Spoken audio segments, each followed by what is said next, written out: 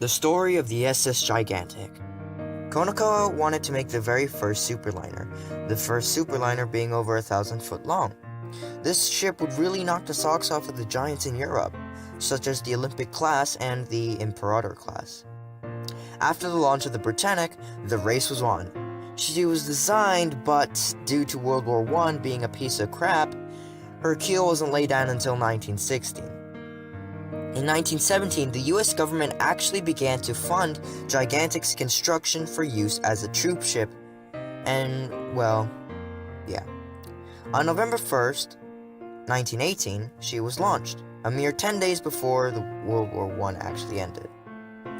Her additional passenger fittings and sea trials lasted throughout the part of 1919. During the 20s, the SS Gigantic was probably the most popular ship in the world. She was very famous, attracting the rich and the famous.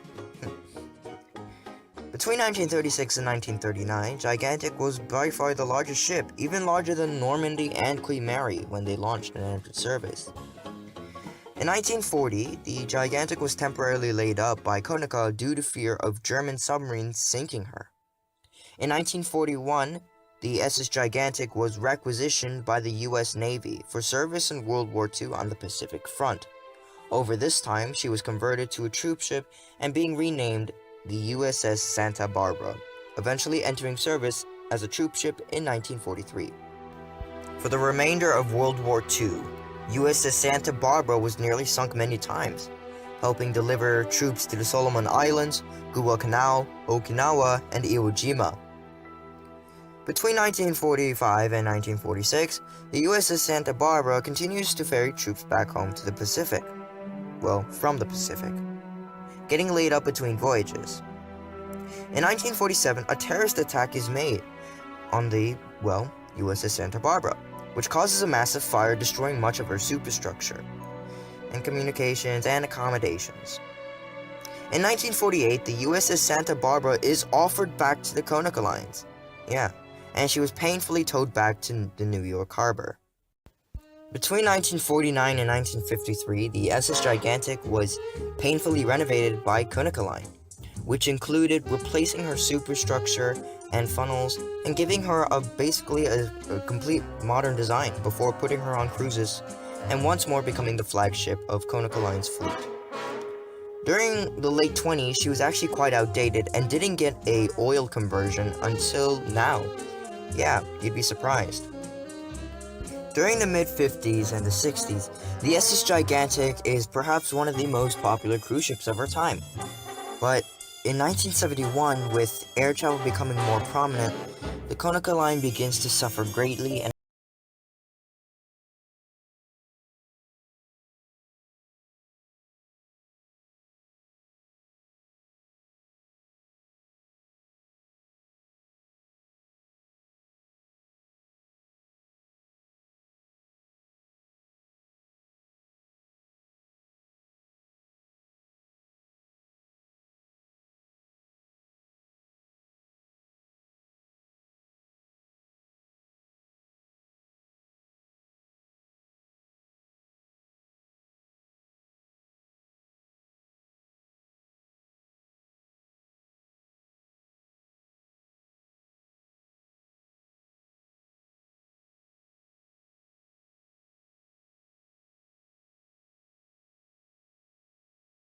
sold to Costa cruises for a very, very low price.